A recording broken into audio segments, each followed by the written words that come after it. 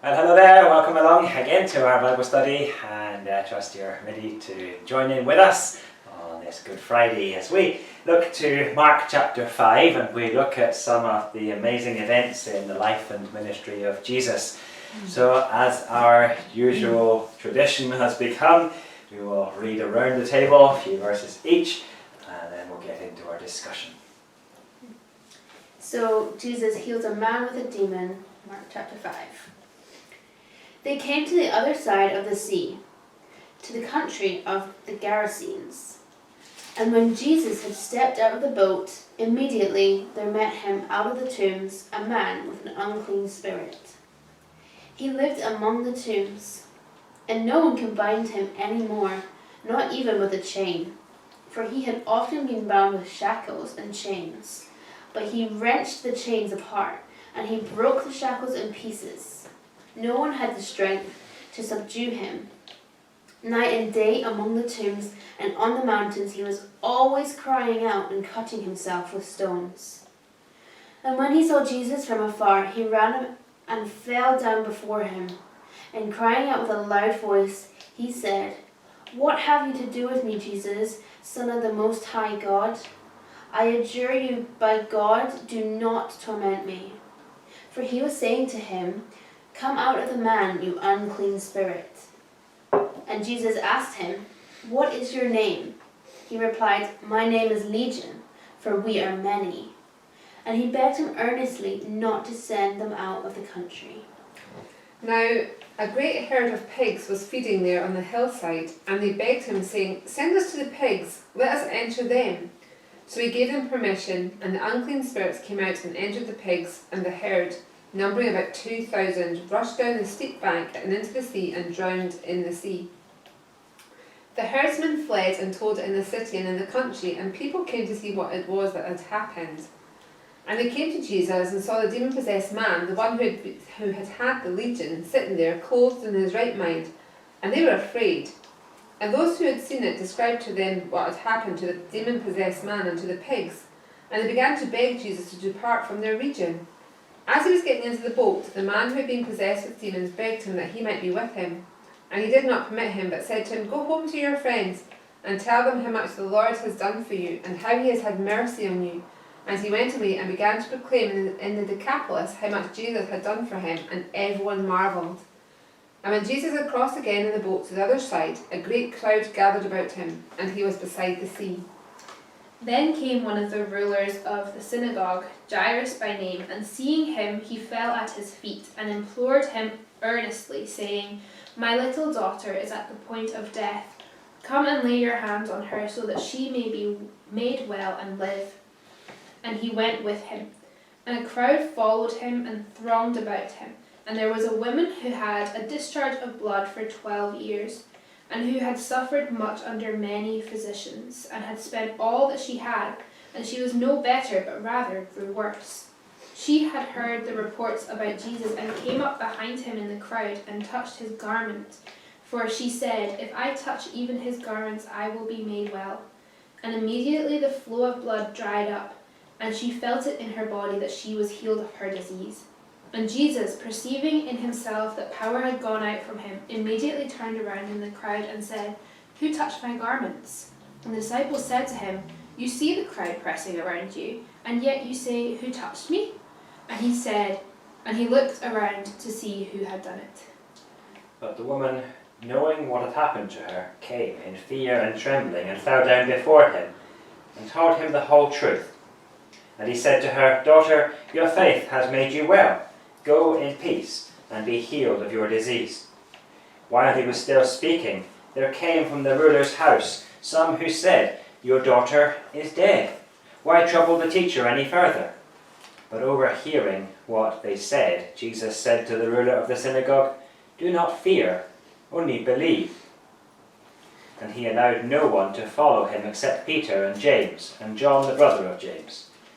They came to the house of the ruler of the synagogue, and Jesus saw a commotion, people wailing and weeping loudly. And when he had entered, he said to them, "Why are you making a commotion and weeping? The child is not dead, but sleeping." And they laughed at him. But he put them all outside and took the child's father and mother and those who were with him and went in where the child was. Taking her by the hand, he said to her, Talitha Kumi, which means, Little girl, I say to you, arise. And immediately the girl got up and began walking, for she was 12 years of age. And they were immediately overcome with amazement, and he strictly charged them that no one should know this, and told them to give her something to eat. Excellent. That's a lot happening again in that chapter, isn't it? I was thinking, I'd read a little bit about like, all the stories. There's 3 stories I think are there in this, and the superstition that came with each one. Like by the time the guy got healed of his demon possession, he wanted to be with Jesus, because almost like he feared that he might head back into it. And then Jairus, he thought that Jesus had to be there to make it happen, and then the woman thought she had to touch his, the tassels of his garment, because there was some kind of, that whole thing. Within the 3 stories, there's a similarity, and yet they're completely different stories of what they thought. But anyway, we'll look into them more. So we are in, I guess they've been in the sea, haven't they? And they've had that terrible storm. And then, like you said, Jonathan, last time, the beginning of chapter 5, what happens there? It just tells us they came to the other side, just as had been Jesus' will all along. Yeah. And again, Mark's favourite word, immediately. When Jesus steps out of the boat, immediately a man comes. Where does he come from? Comes from the graveyard. I read a title for this of like Taming the Tombstone Terrorist. Oh, nice, nice. And I also read about how he basically lived amongst the decay and the death. And that's kind of how his life was. It was amongst just the death. I think the similar story, or the same story, is recorded in Luke chapter 8. So it gives us a few extra, again, that whole thing of comparing, doesn't it? So Luke chapter 8 and from verse 26 talks about, Matthew 8 as well. and Matthew 8 as well. So if you put them all together, bibbidi bobbidi boo, you come up with a good story, don't you? You come up with a bit more. Yeah, something I found really cool is, both the graveyards and tombs, and also later on we find there's pigs there. They were both considered very unclean by Jews, and so they would steer very clear of them. Yeah. And you just notice Jesus didn't care. He Yeah. was there anyway because he was needed. He was. It wasn't just chance that he was walking through, a town and this guy came up to him. Jesus was in a place that he shouldn't have been. Yeah. And very much like in this 3 stories again, but 2 outcasts, haven't you? Because the woman with the issue of blood, she also would have been an outcast. She'd have been divorced because of her issue of blood. Like she wouldn't have been. She was ceremonially and socially unclean. She wasn't allowed to touch someone, or else she'd make them unclean. So, and then you've got Jairus, complete opposite, who is quite a high Hegian, and with his daughter. So that creates again that whole thing of Jesus comes to everyone. He comes to the rich, to the poor. He comes to the well, to the unwell, the sick. I suppose is what you would call those unwell people. It talks about his supernatural strength, doesn't it? How do we know about this supernatural strength?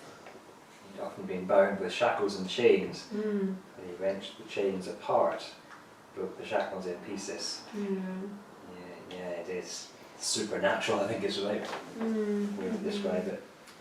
We were talking about this morning whenever we were just talking about having looked at it, and I've got a lot of friends just now and friends of friends that are cutting themselves.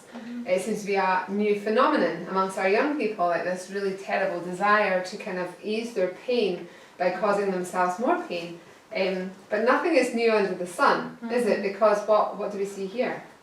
This guy He was was cutting himself. Yeah. And it was saying he always did it, like night and day, all the time. Yeah. Like, not only would that be annoying to the people, the villagers, like, you probably have to be quite wary around him. Yeah. And also that's just a horrible thing to have for yourself, to be possessed by this. Yeah. Because that's quite an interesting thought, that whole thing of yourself being possessed and understanding how terrible this is, because how has he heard of Jesus, or has he heard of Jesus? But he sees Jesus from afar, it says, I think, somewhere. verse 6. And when he saw Jesus from afar, he ran and he fell down before him.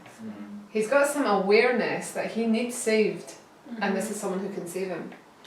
Yeah, well, I think also, is that him or is that the demons? Because the demons fear Jesus. Yeah. And so that word fell down, or in some versions bowed down, it isn't just that he, bowed. It isn't just that he fell. It is a complete adoration and worship. Like the word there carries all of that meaning. And maybe so. I think I read though, contrary to that, basically, because like the whole thing of where, it says that like, what have you to do with me, Jesus, Son of the Most High God? It's almost like as if they're giving mastery to Jesus, but actually that would have been very much seen in that whole superstitious thing of them having mastery over him. When they used his name, they knew who he was, so they were higher up than them.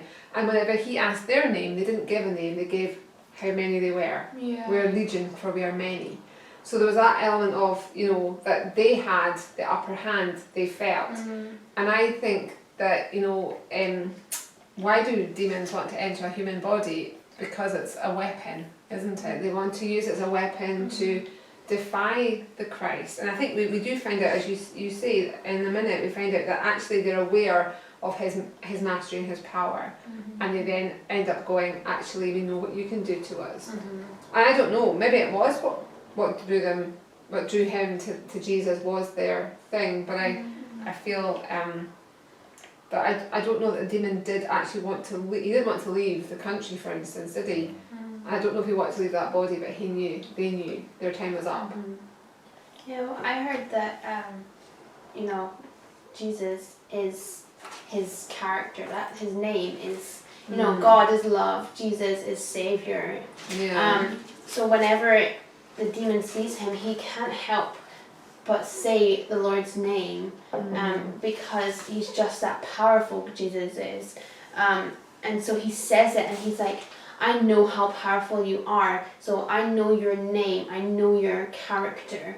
You are going to end my time, you're going to end me with Satan. So that's really an awareness. His time hadn't come yet for that, had it? Because I think, because obviously he could have eradicated those demons, but he doesn't. He allows them, he gives permission. And I think Colossians 2:15 tells us this, or from 14, it says, as he set aside nailing it to the cross, he disarmed the rulers and authorities and put them to open shame by triumphing over them in him.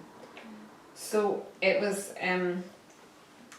that basically that there's going to come a point where at the cross he is going to overcome the principalities and powers of this world, but it wasn't at this moment yet.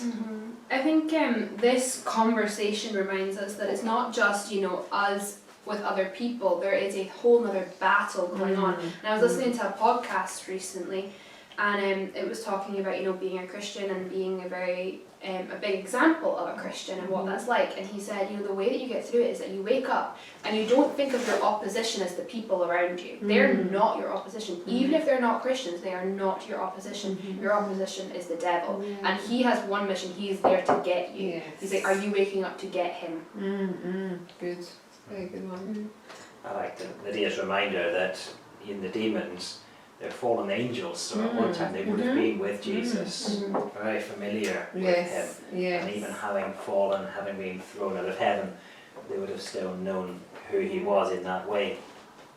One of our comments recently, going back a couple of weeks, someone wrote in and talked about the time when Jesus didn't permit the demon-possessed man to share who Jesus was.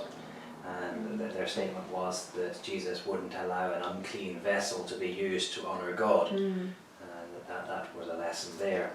And I think it's good to have that remembrance in our mind when we think of these demons. I think also we see what does happen when the people do find out. So that can be Jesus is asked to leave. So actually, his work is hampered by these, people who are actually afraid of someone who has become, who was a fearful person, having become a non-fearful person. Yeah. That's that. And so I guess there's that whole thing about being the silent Messiah or the secret Messiah. We were listening to a podcast recently talking about that and how often Jesus would say, don't tell anyone I'm here. Mm. And it's like, well, what is that about? But it's that also, like, there's the part of, it's not his time yet, but also he's hampered by the unfaith. Building a foundation. Okay, so are we at the bit where it says Legion? Have we come to this bit now? Jesus asked, what is your name? He replied, my name is Legion, for we are many. What is that? Has anyone got any insight into Legion? I do, then, that I read that it's normally a Roman army of about 6,000 men. That doesn't mean to say that it's 6,000 spirits, but it's a large group. They're saying, we're here and there's a lot of us, so kind of be afraid, intimidate them. There's another reference that I can't remember what it is, but Jesus says to somebody, it's when Jesus is being taken, I think, and Peter, is it Peter that cuts off the ear? Yeah. And he says, like, you don't need to do that. Like, if I needed protecting, I could call down 12 legions of angels, which would be, 60,000. And he wasn't meaning I could literally, like, I could count them out for you. He was just meaning that as like this is a big amount of people. And this is the same. He's saying I'm legion because it's a great amount of people and you should fear me. So it's not saying I am exactly 6,000 people. So, over in Luke again, it talks about, so that the demons then say, please don't send us out of the country, but it says in Luke, and they begged him not to command them to depart into the abyss. It's quite different than leaving the country, isn't it? Yeah. Like, so I guess they don't want to go back to that abyss. What is an abyss? The gap, darkness. It's not a very good place, is it? So they would rather annoy the pigs. They weren't very vegan. They're so desperate to destroy and have a host of some sort of physical body. It doesn't matter what, but they just need something. I was thinking that just shows the selfishness of evil, doesn't it? Don't do this to us, put us into the pigs. Yeah. And And 2,000 pigs as well. Yeah. I'm not like a vegetarian, I'm not like those were poor pigs, but still they were putting themselves above any other person in the world. Yeah. Sorry, go So ahead. I was just going to say, I find it a bit funny that the Legion take on one man and then 2,000 pigs. Yeah. That was actually going to be one of my points. But yeah, I was going to wait till we maybe got down to a bit later. A bit later, okay. So I found it interesting that they know who he is, but they don't surrender to him. And I thought how apt that is again for people. We know who he is, but we don't surrender, and so we think, oh, we're so much better, but actually we're just like one of these if we don't do that. Like as Bethany says, that the devil he's selfish, he's proud, he's not gonna give in easily, Yeah. even if he knows his days are numbered eventually, and that he is going to lose. He's gonna continue getting any wins he can. Yeah. I also like that Jesus actually has to give permission to even enter the pigs. So that clear that it says in verse 13, so he gave them permission and the unclean spirits came out and entered the pigs. I love that, they've got that whole time of where Job is tried and actually Satan has to come into God's presence and say, can I test your servant? And it's that whole thing again where Satan is powerful, but he is not all powerful. Yeah. He does know things, but he's not all knowing. He does, can be in this place and has demons in other places, but he's not in all places at all times. And yet that's the Saviour we serve, is that kind of God, who is all knowing, all powerful, in all places at all times, and has that control. Yeah. So at this point we are seeing them go into the water. Yes. I'm very sorry if I'm taking over for you. No, But please. this was what I was going to say, that it's so interesting that there's 2,000 pigs, it tells us here. And even if it wasn't an exact number of the legion, say there was 6,000 of them, then that's like 3 of these demons to a pig. Yeah. And they couldn't cope with that. They went into the water and drowned. Whereas the man is able to keep all of these demons inside them, and it just shows the capability of evil in people. and the danger that we face like every day, because the devil Yeah. wants to use us like that. He Yeah. wants to just put everything he has into us Yeah. to use us for his will, Yeah. and we shouldn't be able to do that. I think, sorry, you go ahead. Sorry, I was just going to No. say, I think this really shows what the enemy intended for evil, God intended for good. Because they want to take on the pigs, they want to have a fine life, but then they, storm and it's a downhill slope off a cliff into the sea, and Jesus knows this. He's like, right, I'll let you do that, but actually it's going to lead to your destruction anyway. And Jesus knows the outcome. But yeah, and he does it so amazingly and sovereignly. It's really cool. That's good.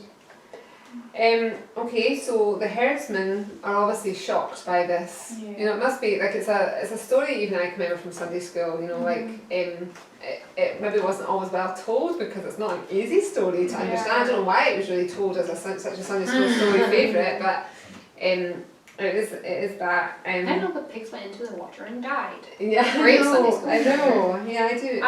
I have often been confused, like why that happened. Like, why did Jesus let them go into the I pigs? heard. Oh, did you know? No. So I heard that it was maybe Jews rearing the pigs, and that would be illegal because they're not kosher. Yeah, well, I've read that it could have been many reasons. It could have been that they were Jews. It could have been that they were Gentiles, and so it was a sign to the Gentiles. But at the end of the day, if he'd removed those demons, then obviously you would have the sign of somebody not demon possessed anymore. But you couldn't actually see the demons being removed from him. Whereas people around could see the demons being put into those pigs and the pigs being run off the cliff. Yeah. It was such a visual sign to them that Jesus was that powerful. I think as well, like no matter, I don't know how far out the town this was, but for quite a bit around, you would be like, hang on, the whole herd of pigs are running down the hill and in the water. Do you like me? It's far reaching, and these herdsmen are going to go and tell, like they've, as you say, they've lost their livelihood, but maybe for a good reason. Maybe there was some kind of sting in the tail of this at the end for them as well. So they go into the city and in the country, telling everybody, and people came to see what it was that had happened.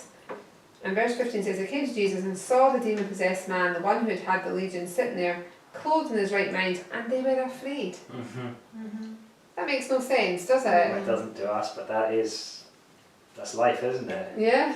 Yeah, that's the way people mock Christians, Mm. because to them it doesn't make sense. Yeah. Yeah. We've talked about this as well today, of like, often that mental health and issues of people's minds can be, chemical imbalances and absolutely, a physical ailment and a mental ailment and all that kind of thing. But sometimes people are just needing prayer and seeing the grip of something. You hear of people having such an addiction to things and nothing else can change them apart from Jesus Christ. And so we need to be praying for things like that, don't we? We need to be more believing in that. I think possibly the fear of the Lord came upon them, but because they were on the wrong side, because they weren't believing in Jesus, they had a bad experience of it. Yeah. Because they were like, oh no, what's he going to do? Who is this man? They don't know him as a just and loving Yeah. Father. That's a little bit like Saul, when Saul becomes Paul. There's that whole thing as well, isn't there, where, how do you trust? Like, if you've been the one who's known Saul to be an antagonist, a prosecutor or a persecutor, then he comes and sits in your prayer meeting, you're like, I want to trust him, I want to believe what God has done, but we really struggle with that, don't we?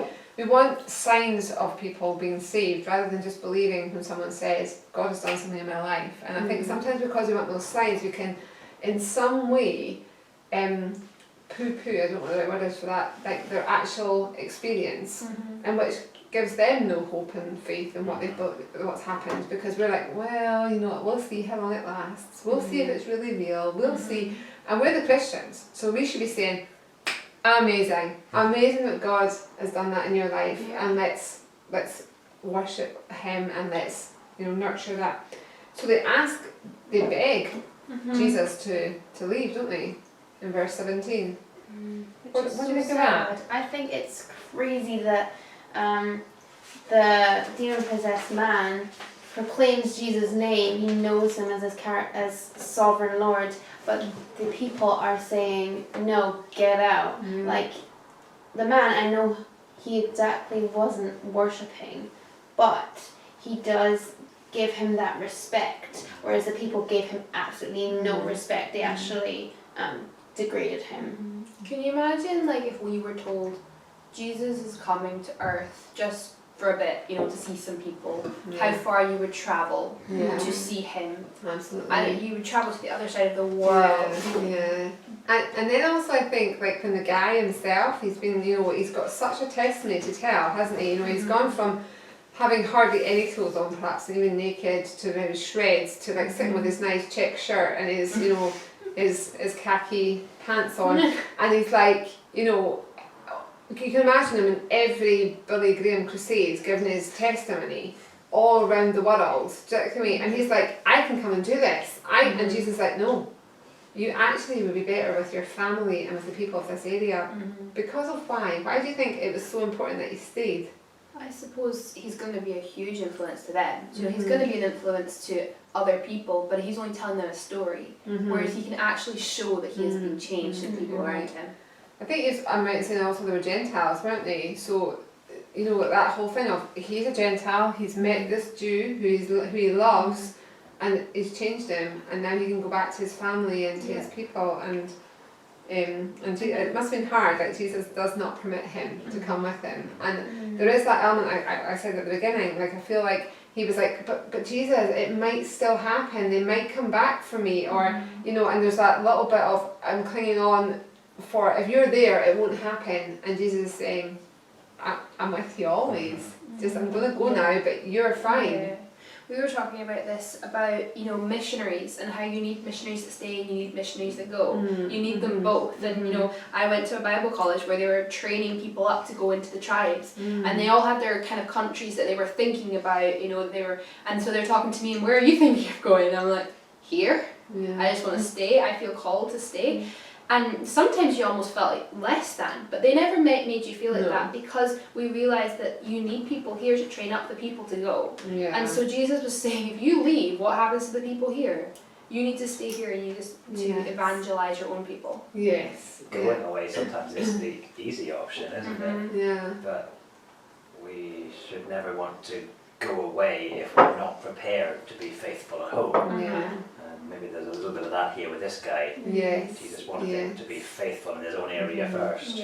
Somebody pointed out today as well, and I've never seen this before, that, you know, Jesus tells him, tell him how much the Lord has done for you, and at the end he says, he goes and tells how much Jesus has done for him. And does he make a mistake? No, but Jesus was Lord in his life, and I love that. The Decapolis is really that, isn't it? It's 10 cities, all Greek, I think. One of them was called Philadelphia, and there's ruins of another one, but I can't remember its names. But I actually have a picture of the names that I could tell you. But again, this is a whole different people group. That, you know, by saving one guy and, you know, astronomically seeing him transformed, like a whole 10 cities are going to be affected. I remember hearing or reading something to the tune that when Jesus returned to this area again, there was a large crowd waiting to hear from him. Fantastic. So a lot had been done. Maybe that this testimony man had worked well. I don't even get his name, do we, actually? No. So then we get on to the next story, which is a fairly well-known story again. This is kind of a Sunday school chapter, isn't it? Like, you know, Jairus' daughter. So Jesus crossed, is in that boat again. I hope he was a good traveller, had his little bands on. A great crowd gathered around his beside the sea. We don't know if anything else happened while he was there. No, true. But it could be that he just went to that place to meet with that man. Yeah, lovely. And then got back in the boat and went away again. Yeah. Wow. And that ripple effect, as you say later on, they come back and there's a crowd waiting for them. That's just lovely, isn't it? Then came one of the rulers of the synagogue, Jairus by name, and seeing him he fell at his feet.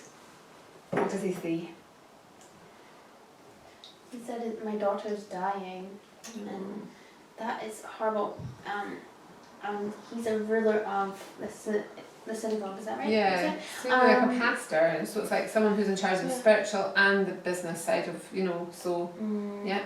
Yeah, so you would think they'd be quite, regal almost, just and coming to Jesus was not the thing that a lot of the Jews would have done, like Pharisees, they would never have done this kind of thing. Yes. And so he had to be very humbled and very desperate, that's the word, to come, and his daughter is the exact Yeah. opportunity for that. Absolutely, and it's come to a point where it's bad. Like like when they get there are the professional mourners in place. Like, do you like me that didn't just happen? They don't just suddenly turn up. Like, they've been there because she's on her way out. Do you like me? And some there was a law of, I think you had to have at least 2 wailers and 1 instrument player. Huh? 1 weeper. 2 wailers and 1 weeper. So you had to have that, the poorest of people. But he was a rich guy, so there'd have been a large crowd. Isn't it? Professional mourners. I think we can all think of someone that comes to mind when you think of a professional mourner. People who love a good funeral and a nice pie at the end. So here we have Jesus has this guy, Jairus, come before him, and all that you say is true, but I think also there was a similar story, wasn't it, with the centurion? Wasn't there? And it happens in a similar kind of a way. But Jesus is like, he won't be put in a box, will he? Like, you must come now. And Jesus doesn't just come now. It doesn't say much about him. It says, and he went with him. The centurion maybe had greater faith. He just He asked did. Jesus, Where say you the are. words, yeah. Yes. And Jairus, that's what I was meaning about the whole spiritual side of like being a little bit, oh, you have to come. It'll only work if you come. And Jesus is like, actually, that's not the case. And I'm going to show you. Jairus, I'm taking you on a journey, and it's going to be hard. And Jairus has no idea. And it must have been hard, because it's hard when you think that Jesus is going slow. So that can be where you're like, I really need to see this done, and I'm not seeing it. It's like, oh. I think basically the underline is Jesus exceeds our expectation. Whereas we expect him to make the sick better. Yeah. But he raises the dead. to life. Yes, nice. So the great crowd follows him and throngs about him. Throng, love that word. And there's a woman who had a discharge of blood for 12 years. This poor woman. The more and more I read about her, the more and more I feel for her, and just I'm like, this just seems unfair. Especially back then. Yes. Nowadays it would be more manageable. Yeah. And it'd And be less awful. shameful. Yes. Yes. Yeah. That was Dad has stepped out the conversation.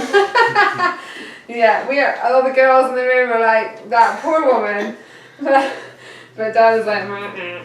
So, I said already that it should be ceremonially and socially unclean. Looking back to Leviticus 50, verses 19 to 31, if you really want to look it up, it's all about that.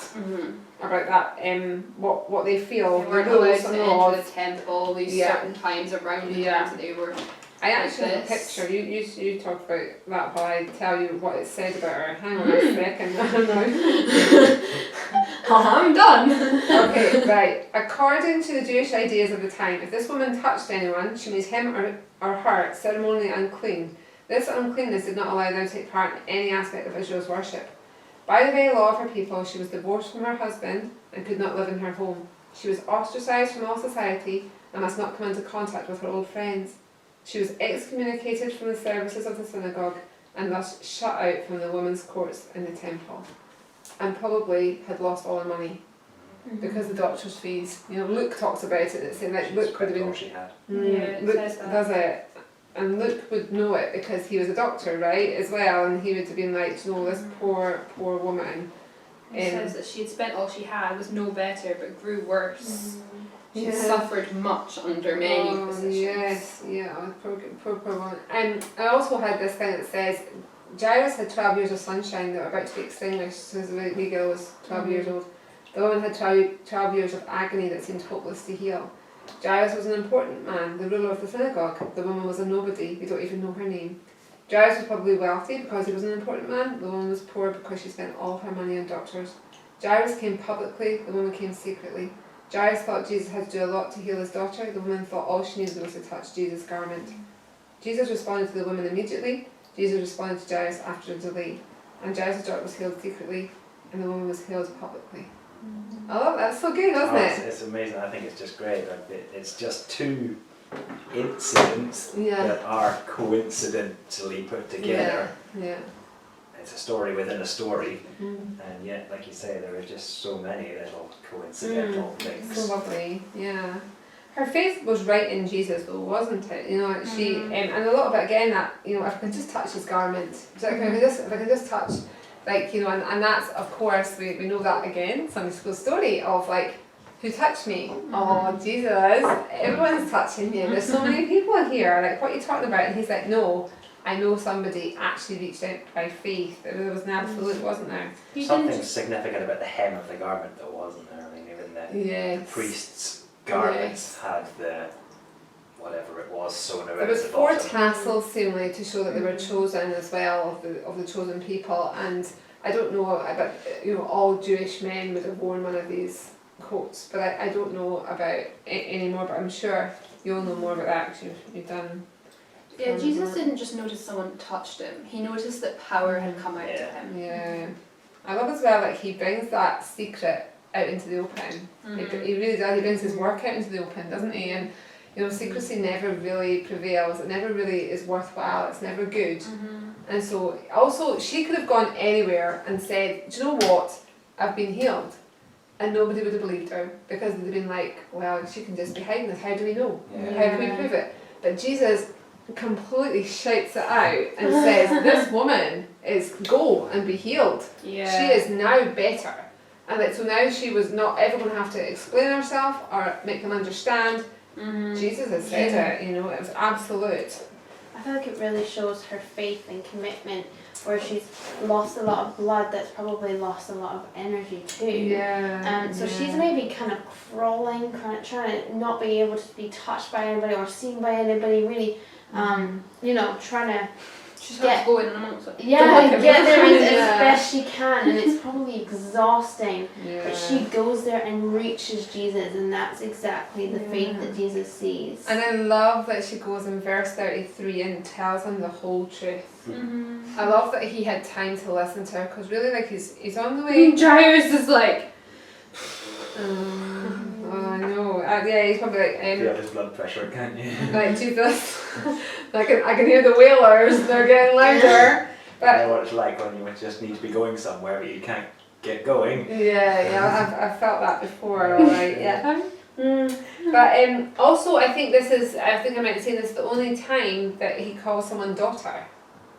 He calls her daughter. And I don't know what significance that is, but it's just lovely, And she's, she comes in fear and trembling, and that's not how she leaves. Do you know what I mean? Like, she ends up and she's like, yes, because instantly she's healed. Yeah. So there is a difference in her instantly. Like you say, the energy, if you have any anemia or anything, it takes weeks of iron tablets and eating lots of red meat and green spinaches to make you better. But she is instantly better. Immediately it dried up. She felt it in her body that she was healed of the affliction. Yeah, which is just amazing, isn't it? And there's a whole lot of immediatelys going on there, isn't there? Okay. Then a while he was still speaking. Then while he was still speaking. Yes. And then there's bad news. Do you want to be as bad news? Sound like bad news. Oh, sounds like great. Yeah, a messenger comes and says that the little girl has died. Just so final, isn't it? It's so sad. Why trouble the teacher any further? Oh, yeah. But over here, what it says, Jesus said to the ruler of the synagogue, "Do not fear, only believe. Fear and faith do not cohabit well, do they?" That's a huge ask, though, isn't it? Yeah, absolutely. It's a huge ask, and he really is taking poor old Jairus on a journey, isn't he? And he's got, he's had to wait, but see this woman healed. You know, he's there perhaps, and he's seen that happen, and it's all a furor, and you know, he is kind of going, my little girl, come on, come on, come on. But at the same time, he's just seeing the hand of God. And then Peter, James, and John are the only ones that are allowed to follow. What's that about then? Are they the inner circle? Well, Or are they the three troublemakers that Jesus has to keep his eye on? He's going to keep them close. I was listening to a podcast on friendship, and it was talking about, you know, like a friend of mine and myself were talking about, you know, best friends aren't really actually a thing. You know, like you may have best friends, but not often do you have a best friend, and that can actually be really dangerous, you know, to just have one friend. But what Jesus had was he had 12 close friends who he could trust, but he had 3 people who he would really rely on. Yeah. And absolutely. so I think that it is really important to have those people around you that you know you can trust, but have also those people that you're like, these people will be there for me. Yes. I think we've also mentioned this before though, but the houses back then weren't so big, right? And so a huge crowd, or even 12 people in Jesus, would be quite a squish to fit into this lady's, or into this little girl's room. So it's maybe, I'm going to take these people and that's enough. Yeah. And then the people who are on a job that are weeping and wailing loudly, they're just kind of becoming a bit of an annoyance, aren't they? And also Jesus is like, why are you doing that? And they're like, because we've been paid to, you know, or we're here because she's dead to them. And that's the thing, she's not sleeping in a way, like Jesus does, you know, say that, but it's not, she is dead, isn't she? You know, he sort of doesn't make it easy to explain when he says that, because she's dead, but he is able to raise her as if it is just a sleep that she's in. He says that to the disciples about Lazarus too. He says that Lazarus is sleeping, and the disciples are like, well, he's gonna wake up soon, and like, we'll leave him be. And Jesus says, Lazarus is dead. Yeah. Like, so blunt, I love it. But like, they don't get that that's a metaphor for they're sleeping, but I'm gonna wake them up. And I suppose that's the thing, when anybody dies who trusts in Jesus, they are sleeping because, like, you know, Jesus is coming back and he's going to raise their bodies up. They're just waiting until that day. so many just laugh at the message of Jesus. That's just what they find to hear. And I guess that's the disciples, is it? That are like, they laugh at him, like, you're not making sense. Or do you think, professional mourners. do you? It shows the lack of sincerity, doesn't it? Yeah. The mourner. And then as a result, they don't get to see the miracle happen. Yeah, that's true. Because like now I see why it might be the professional mourners, because they laugh at him, but he put them all outside. Yeah. You're laughing at me. I'll show you. Sassy. Yeah, I know. And he took the child's father and mother and those who were with him and went in where the child was. He takes her by the hand and he says to her, Talitha Cumi, little girl, I say to you, arise. Why do you think that Mark chooses to put that in the original language there? Like, you know, Jesus says many things throughout that book. Why does that? There's also a bit on the cross as well, isn't there? Like, my God, why have you forsaken me as well? Maybe there's just that, you know, for us, I love that. I used to love that when they say, Eli, lama sabachthani. So I'd be like, I don't know why. Like, do you know what I mean? Because my God, why have you forsaken me? Should really sort of affect me way more. But when I hear it, I'm like, so I don't know why. Were you going to say something? Yeah, Were so I was you? going to say that it was the household language, and so Jesus used that. He basically. But he would have said it all in that, I suppose. Yes, I guess it shows just how caring it is, and also Talitha Cumi could also mean little lamb, which is so cute. Talitha Cumi. So that's because he was good with kids. It's just an He is endearment, good with isn't kids, it? Jesus, Yeah. isn't he? Do you know what I mean? That's like, you know, the disciples were always about, oh, don't, and the, you know, like my little kids' Bible from whenever I was a little child and came here to Sunday school was one of those little ones that had like really vibrant. Do you remember that kind of one that had really vibrant colours, and it's Jesus and all the children sitting on his knee, and do you know what I mean? And it's just like, that's the picture of what I feel about Jesus. He is the, you know, he's just what every kid wants to look up to, and you know, he has such a heart for them, and here he is doing that. Immediately, verse 42, the girl got up and began walking, for she was 12 years of age, and they were immediately,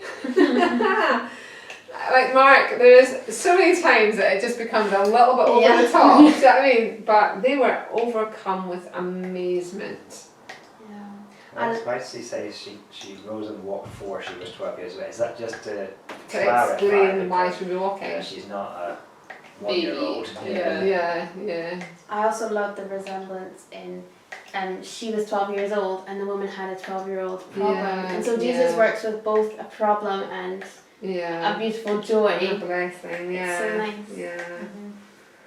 So then we have this bit again where he is deciding to be a bit secretive with his abilities. So I you give it a really want to know what they told the professional mourners. Don't tell anyone, and so they just go out, but we don't need you anymore. Why not?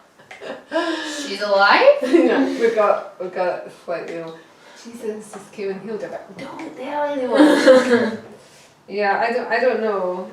That is something I'm going to ask Jesus about, like in heaven. 'Cause I'm gonna be like, why was it all? You know, it wasn't to do with that. What happened there? Yeah. But he does say, my favourite, give her something to eat. So I mean, I love that Jesus doesn't just deal with, you know, the dead rising up. I love that he really goes right in and says, this girl will be hungry. She's not eaten for a while. Let's get her. And that's, again, we've talked about this before, Jesus holistically, you know, he doesn't just deal with the sins of the people, he deals with the physical sides, and he deals with the emotional sides, deals with the mental sides, as we've just seen, and he is one of the greatest persons in the world. Peoples. Yeah, is that right? So, I know that it seems a little bit remiss that we've not talked about Good Friday and the cross.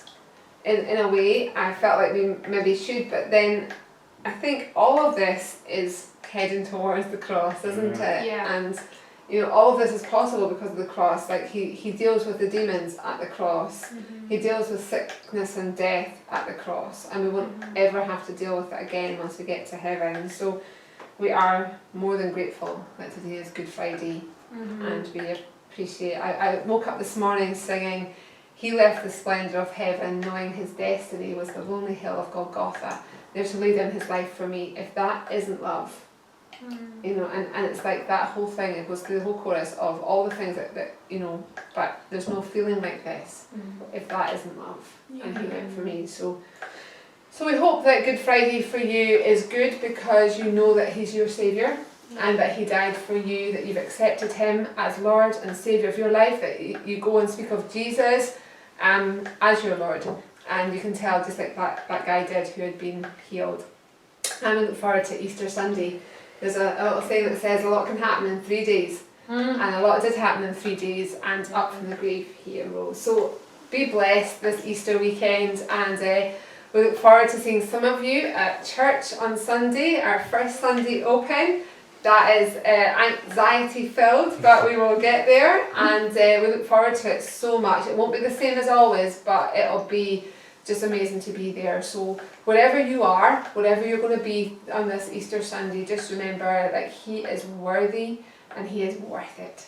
So we look forward to seeing you next week. Mark chapter 6, I think. It's a big one. It's a big one. Maybe we'll have to divide it up a little bit. I don't know how long we'll keep going with these little things. You know, now that we are all getting back to church and things, you don't really need us, but we do enjoy it, don't we? It's just not always the simplest thing to get into our week, but do you know what? It's so good for us, isn't it, to sit down as a family and to discuss this. I think we need to get Nathaniel and Eden's take on it soon.